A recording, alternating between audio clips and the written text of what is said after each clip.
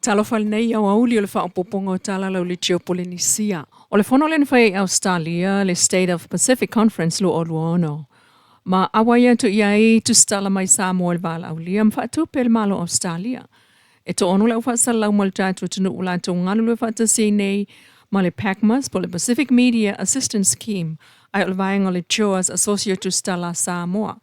O le aungaina ia ngā lue whaatasi tangata le Pasifika mana polkalame whaanga solo po polkalame whai ma awai atu ia ili nei whono e ta ilua tau sanga matupu o tangata to mai whapitoa o ta ita iwa tunu o le au whai pi sinisi sui so sa iete mai atu no le Pasifika ma sui tangata lau tele.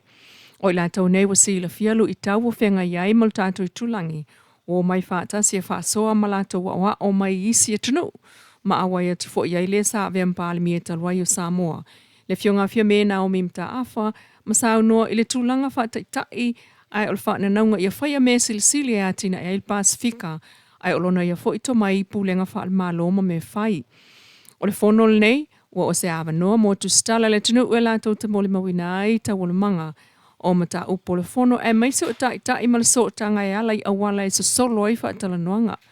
O le aumalangatu i Samoa o fiai kadinia Elisaya Morrison o le PACMAS, Leota Mark o le Sabalim, tau aina isa ako le Radio 2AP, Yumi e Pati Tala Ave, o le whaia onga o le NUS, mo e le fue Joachim Smith o le TV Tasi, se Yuli Francis Vaina Lepa o le TV le University o Samoa.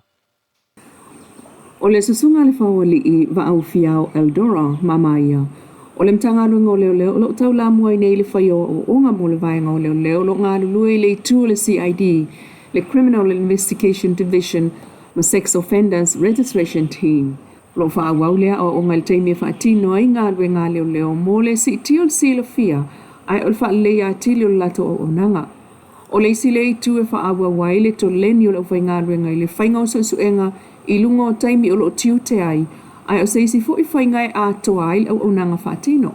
Whape ona whai ei tai ao talo maile sa fito le masina leo aprila.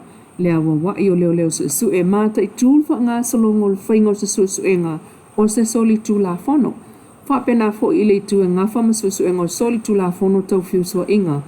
O le whasioti tangata, o tau wha ole, ma isi soli tū la whono. O ngā ie whaatino e leo le taimi o la tau sifi e pe on whailua mai.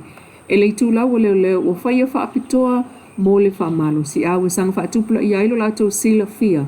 I le whaatinongo matata SS e pe ona ta uailunga.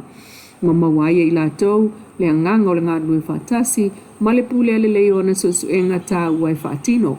Whaatasi ai ma le awawina o le whainga o whaamaumaunga, ai o mea whaia whaawa wai pea, pe o le au fia ai o suenga whainga aluenga whaatino le aso. Inisio tala le usa alia i nei sa tasi na te pūlea pe avea ma ofisa sili o le whaalaba ptongo whaptunga tupe a tangata whainga ruenga le nupi wha, National Provident Fund. Le tutongi o lo adu lava i le laino tangata whainga ruenga wha ofisa sili mo le kona kalate tolu tau sanga i tapuni le avanoa i le aso tolu se fulu le masina nei. Mai le whaamasinonga e le Italia le fionga le whaamsino o le whaamsinonga mawalunga Justice Tua Tangaloa le talo sanga le tina whai pisinisi a Doris Teo. I le whaatananga al whaamsinonga e mawhaiaio na malanga. O le tina ia Doris ua tatala i tua i lalo tutuunga pe o le saini le ofisa o leo. E whaatalia i le taimi o lona whaamsinonga le vai aso o le aso valu o yuni lu o luono. Na talo sanga tina lea mo se whetuna inga o aia inga o tatala ai i tua.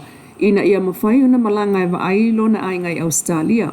E ui oi tūna ia wha ailoa e wha maoni ai le toe fo i mai i Samoa e pe o le so o tanga i pisinisi, mea tortino, wha amtalanga ma le tusi atu lana whaife au, ai sa le etalia la wala na talo sanga. Na mai tawina fo il wha amsinonga, e le o ngā tusa na mōli mau ma le toe fo i mai, e pei o le lea yo ni ngoa po ni wha amtalanga mau tū mai tangata, o lo langolongo ina lana talo sanga. Le mta upu i tua inga o le tina na fua mai susu e ngā leo i le asa sfulua se temalu o lua wha, na mawane ai oia i loto pā, ma mōlia i leo le umia o fua la au wha sa, o le aisa e tesi ma le wha valu kalama, ma le umia o utensil se so tanga, le whai o se soli tu la fono. Peitai, na tue te tala i tua i le aso se so ai se fululua se tema, i le tutuunga e vala au i le aso lusu tolo se tema. Male whaalua o na saini le ofiso leo i apia i le vaiaso, ma vane i tutonu o na pepa malanga uma. O lana tālsanga i toeftu na ia inga o le tatala i o ia itua e vaaiana tamaiti Australia, male folanga i toefo i mai i Samoa ia me lua tolu o luono. Pei tai o lo te ena e leo le tālsanga al tina, o na e sitiseni Australia ma New Zealand. E leo tālsanga o na o se tūlanga tau siaki whaafo mai, vanga nā lea lue vaaiana tamaiti, na tanga i fo i leo i le taimi o le tālsanga whaatusa i le lata mai o le taimi o lona whaamsinonga, ai onga mo lianga. Ma te enai, le fionga justice tua tanga loa le tālsanga e malanga ai, whaawawa ia inga o te tala i tua, ma sa awini e toe tūla i le vaiaso le so valu i uni.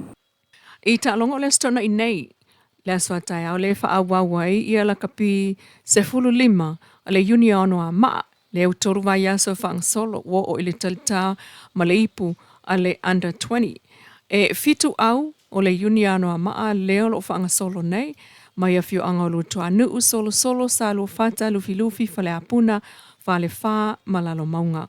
O le vai asolo na lua le nei talu on whaanga solo le 15 ina ua mai a ane ai ta amilusanga al taita o fitu sa a mata mea.